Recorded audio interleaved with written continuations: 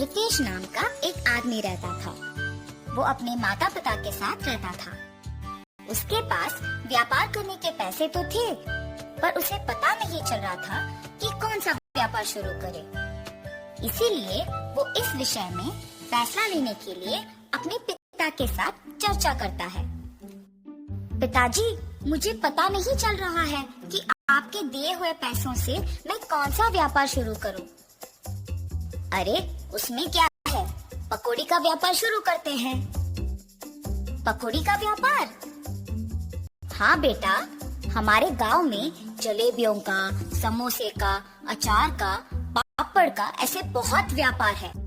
तो तुम्हें कुछ अलग व्यापार करना होगा। गांव में जो व्यापार नहीं है, अगर तुम करोगे तो अच्छा लाभ पाने का मौका होगा। सिर्फ सादा पकौड़ी कौन खरीदेगा पिताजी? इसीलिए हम सिर्फ सादा पकौड़ी नहीं बनाएंगे। तो फिर हम सादा पकौड़ी में साथ साथ चिकन पकौड़ी, फिश पकौड़ी, मिर्ची पकौड़ी, आलू पकौड़ी, प्याज के पकौड़ी, अंडे के पकौड़ी जैसे अलग अलग तरह के पकौड़ी बनाएंगे। ऐसे हमारा व्यापार को बहुत लाभ मिलेगा। रितेश को अपने पिताजी के बात सच लगे, परंतु मुझे इतने प्रकार के पकौड़ी बनाना नहीं आता है ना पिताजी। मुझे भी तो बनाना नहीं आता। हम खुद इन सब के विधि बनाएंगे और इसके लिए तुम्हारी माँ भी सहायता करेगी। ऐसे कहकर रितेश के पिताजी रितेश को प्रोत्साहित करते हैं। फैसले के अनुसार पकौड़ी को बनाने के सामग्री रितेश खरीद के रसोई घर में इकट्ठा कर रहा होता है कि उसके पिताजी पके हुए अंडों को 2 हिस्सों में काट रहे होते हैं और रितेश की माँ पकौड़ी के लिए बेसन का मिश्रण तैयार कर रही होती है। बनाए हुए मिश्रण को 6 अलग अलग बर्तन में बराबरी से रितेश की माँ डालती है।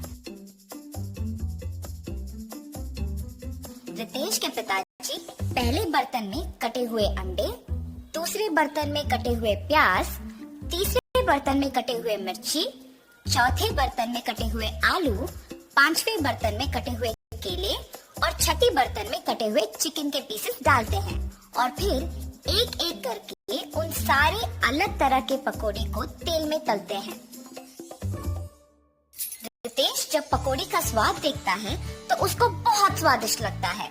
फिर वो अपने पिताजी के बातों को सच मानकर पकौड़ी के व्यापार को दृढ़ निश्चय से शुरू करता है।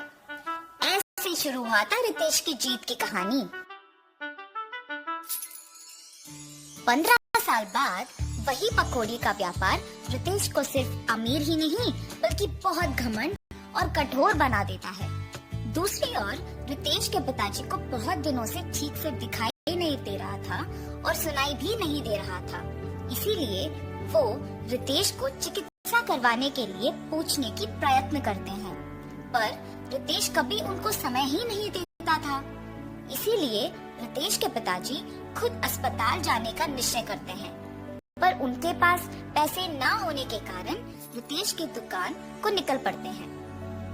अरे रितेश बेटा, कुछ दिनों से न कुछ ठीक से दिखाई दे रहा है, न कुछ सुनाई दे रहा है। चिकित्सा के लिए 3000 रुपयों की जरूरत है। थोड़ा मदद करो ना बेटा। क्या 3000 रुपए? उतने पैसे तो मेरे पास नहीं है। पर बेटा, कल ही तो तुमने बहू को बताया था कि हर रोज तुम्हें 30,000 मिलते हैं। आप पहले यहाँ से चलिए, कह रहा हूँ ना पैसे नहीं है। और घर चले जाते हैं। घर पहुँचने के बाद चिकित्सा के पैसे मांगने रितेश के पास गया था, पर उसने ये कहकर भेज दिया कि उसके पास पैसे नहीं है। क्या 3000 के लिए उसने ऐसा कह दिया? व्यापार तो अच्छा चल रहा है ना। शायद उसको हमारा यहाँ रहना पसंद नहीं। बहू ने भी खाना सिर्फ उन दोनों के लिए बनाया है। मैंने हम दोनों के लिए खाना बनाया है। तो फिर यही है, हमारा यहाँ रहना वो दोनों चाहते ही नहीं है। चलो इसी रात को यहाँ से निकलते हैं। ऐसे फैसला करके दोनों उसी रात गांव से निकल जाते हैं। माता पिता के लापता होने पर भी रितेश को चिंता नहीं हुई। अगर किसी ने पूछा तो कहता था कि तीर्थ यात्रा पे गए हैं। रितेश को पकौड़ी के व्यापार में लाभ ही लाभ आ रहा था। वो उसके दुकान में 10 और सहायक को काम पे लगा के उनको सारे पकौड़ी के विधि सिखा के काम करवाता था। इसके अनुसार उसने पकौड़ी के दाम भी बढ़ा दिया था।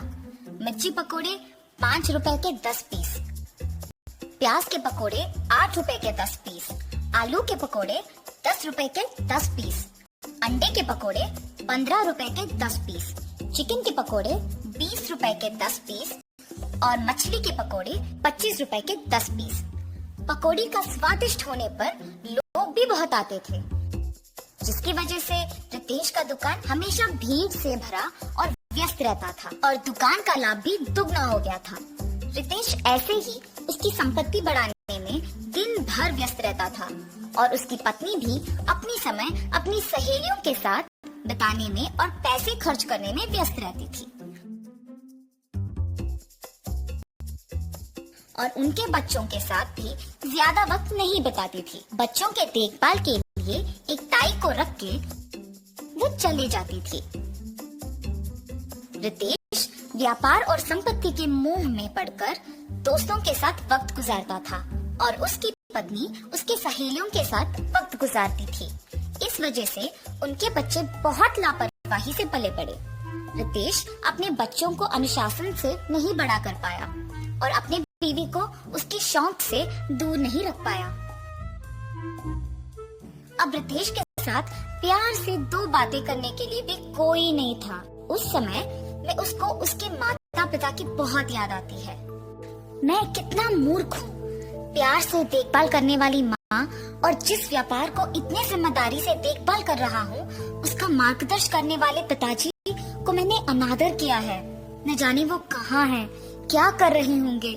मैं तुरंत उनको ढूंढ के घर वापस लेके आता हूँ। रितेश अपने माता पिता को ढूंढने अपने कार में निकल जाता है। गांव में ढूंढते ढूंढते उसको अपने माता पिता गंदे फटे हुए कपड़ों में नजर आते हैं। ये देख रितेश भाग के उनके पास जाता है और कहता है, आप ऐसे कैसे? ये सब मेरा ही गलती है पिताजी, मुझे माफ कीजिए और कृपया मेरे साथ घर चलिए माँ। रितेश को अपने गलती का एहसास होता है और वो अपने माता पिता के साथ घर वापस आता है। अपनी पत्नी को बोलता है कि आज से जो भी होगा माँ के अनुसार होगा और व्यापार का सारा संपत्ति अपने पिताजी के हाथ कर देता है। रितेश सिर्फ सहायकों का और पकौड़ी के विधि का देखभाल करता है और उसकी पत्नी बच्चों का देखभाल और पढ़ाई का ध्यान रखती है। सुख संपत्ति और परिवार का प्यार पाके सब सदा खुश रहते हैं।